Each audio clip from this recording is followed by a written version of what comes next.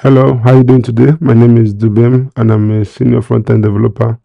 I do a bit of design, UI design, backend here and there. I just love to develop products and have fun as I learn. All right, last week we discussed about backend architecture.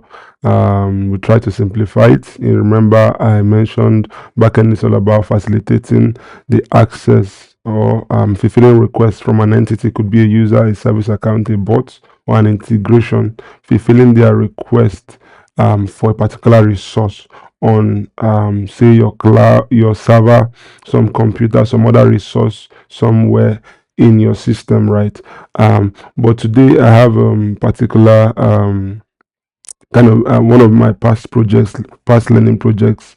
Um, I kind of like stripped away a couple of things just to be able to show you how I do visualize or set up like backend APIs in such a way. Like that, this is actually an admin page. I usually set it up in such a way that even non-technical folks in a team can get a hang of how the backend system is, right? And then it's basically helps everyone to like be on the same page when certain issues are being discussed, and also when the system is being architected as it relates to like tracing of issues, logging, and things like that. So I just want to show you this particular page. I came across it while I was doing a study, so I thought it would be a good way for me to buttress on last week's video. So basically what you are seeing here is an API page. Usually I code backend in modules. I arrange them in modules. I've seen different ways people usually arrange backend. Some people like split them based on like the different folders you would have, controller services, and then they will put a bunch of different controllers belonging to different modules in one controller folder. But I don't like to go through that approach. I like to go through a plug and play approach where I can easily pardon me, I can easily detach a module from my project, and everything will still work fine. So I like to have every single thing that relates to a particular module in one place, but the controller, the routes, the models, all in one particular folder. So if you look at my screen here, on the left you see a list of modules, and then this number you see on the side is basically the different routes that exist in them, routes or actions, whatever it is you want to call them. And then this is the id, their IDs by the side, right? So I usually like to keep my IDs in singular term, and in small letter, no camel case, dash case, right? Just like in a way for me to identify it all through or all around the system. And um, there are other different patterns of coding backends that benefit from making modules. Like you can enrich your modules, you can store information about your modules, and then those would be useful like in applying certain features in the entire system. So yeah, let's just dive into what we are seeing here. So from this little flow diagram, or kind of like this table you are seeing here, this is just a visual representation of each module, and the circle you see here just represents a user. You can see it end to end. A user makes a request and a user receives a request on the other end, right? So you can see I represented the request method, post, get, delete, update, whatever, and depending on the module, right? Not all module would have your full CRUD operation. Like some modules have even other actions, or I mean, we have a limited amount of methods, but there's something I call actions.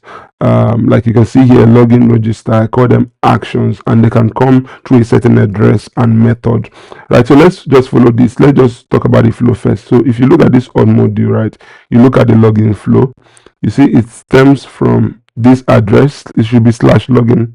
Yeah, I think I need to update that.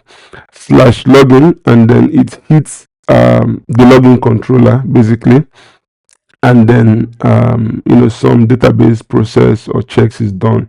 And the main source of truth in this app, I mean, is your database. So that's why you're seeing database all through, but it's not always the case. Sometimes you might want to fetch data from Redis or from your search service or whatever, or some other integration on the side, and then the response is returned back to the user, right? So this is your typical flow of backend projects. But then We also do have middlewares, like I explained last week. Middlewares, depending on how you want to code up your project, some people do code up their middlewares into the controller itself, but it makes it hard for you to reuse the middleware logic. So I like to keep middlewares in separate files in such a way that I can use them across the project, right? And then as much as you have controllers, you could also break it into services, because like you might want to do some particular modifications you wouldn't find elsewhere in your service first, and you want to reuse the service sometimes also. So but nonetheless, if we retrace the flow again, having a middleware on board, you could see, for example, when creating most backends, I like to create authentication first, create a login system. So if you're looking at the logs module, you want to create a log, so you're going to slash logs endpoint. Usually, you a log shouldn't even have endpoints, right? It's something that you should be done via what I call a response web. But in this case, I just created this for now because there's a certain kind of logs on the system that require actually creating logs manually in some cases. So if you look at, we can create a log via a post method in slash logs route, and then we can meet a couple of middlewares. So you can see only auth basically means it has to be a user can accept logs from guests. This only workspace members mean the log has to be coming from someone who is signed into a workspace and has permissions. Basically, in the workspace or in the user account, there are certain permissions you want to check for. So you could have middlewares around that. Then there are so many other middlewares you could have. You could have for validation and maybe rate limiting and the rest, things like that. Then it head over to the action or the controller, and then it does, it creates it in the database, and then it returns a response to the user, right? So you can see this flow, and depending on the module, depending on the peculiarity, different things can surface. It could be a totally different action, different controller, or different response where I just gave it that name. Some people still call it middleware, but response is basically like code that runs after the controller has prepared the response, right? So you can see here now under this and this is not very like 100% accurate, like you might notice some things here and there, but just to explain or buttress a point, this is not like I said, I stripped it down. This is not like actually what you see in a production admin. um it's much more arranged than it should be for like analytical purposes and things like that. So okay, let me just give you a sneak peek like how we normally use this kind of page. Like how I would normally use this kind of page is like to debug things in an API flow. Like, okay, when does an error occur or a particular user with certain privileges, like you know should there, like I can basically do tests, let me put it that way, manual test on the back end, and anybody could do test on their own account, right, to be sure that a certain endpoint or resource is healthy basically. So from here you can see that this endpoint for creating users, some systems, like most times creating a user comes from registration, but in some systems admins will want to have the ability to create users themselves, right? So you will see the only admin middleware here before you get to the create controller, and then there's a response record save logs, because you want to trace who did what and when, right? So you can keep save logs, like you can run save log middlewares, and usually I like to ship logs to a worker so that it doesn't affect the speed of returning a response, right? So as you scroll down, we'll see some other different response where middleware here and there. Profile, I like to keep a profile module just for some like public information relating to a user. Workspace, if you're building some kind of SaaS application that require working with teams, you might need workspace and workspace membership systems. So standard middlewares, want to be sure that only workspace members are accessing workspace resources and they have the appropriate permissions. If you have roles or grouping systems, you might need some extra middlewares there. So let me scroll down and see if there's any place where there's something peculiar. Okay, yeah. So you can see in this file endpoints. Okay. I think I think this is wrong anyway. This process file response was something that usually should be no, it should be for post when we create a new file, when we upload a new file, right? That's when you want to process the file, or perhaps when you update a file as well. So that could be kind of response where. So some other example for response wares is that you want to cache response. Let's say you have a module for blog post, right? You might want to cache response after you've created a new blog post, right?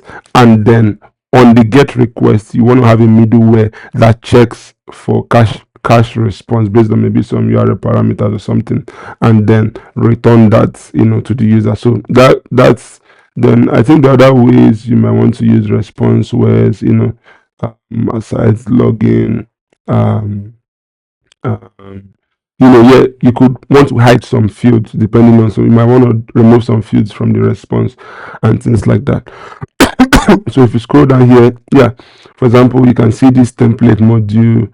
When we created a template over here, we are using a response where that syncs with the search engine so that people can search keywords or data in the template. So you're syncing with the search engine. Like I use Search or type sense sometimes Agoli as well. So you might want to sync with the search, right? When you've made some kind of update. I mean, you don't want to sync when you're doing a get or you're doing a get or list request, right? So those are some of the examples. Like this is just like a modular way of structuring a backend, right? But I just came across this page and I just thought to share. It will give you it will throw some light to how backends are structured, and then you could also imagine how all this is like primarily like around database actions, but this could also throw some light how it's connected to that services. Like when I showed you things like this thing search response, where you could be interacting with the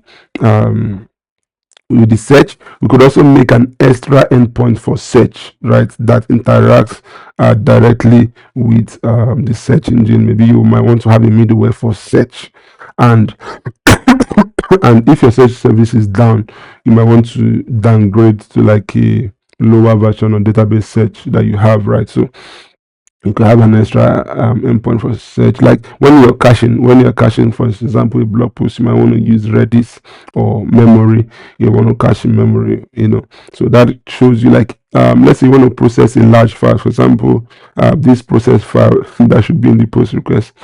You might want to ship that off to something like to a queuing system or Google Task, and then let's say you want to create different sizes of those files. It might not be so urgent to you immediately, so you could put that in the background task and then have it run, and it will be available after a while. Yeah, so yeah, I hope this also helped you to get more understanding about backend systems, right? And as we go on, most likely I would take a hands-on project where we actually code a backend project, create systems that enables us to create APIs faster, make them maintainable and testable. If you like this video, make sure you like, comment, and share. Thanks. Have a nice day.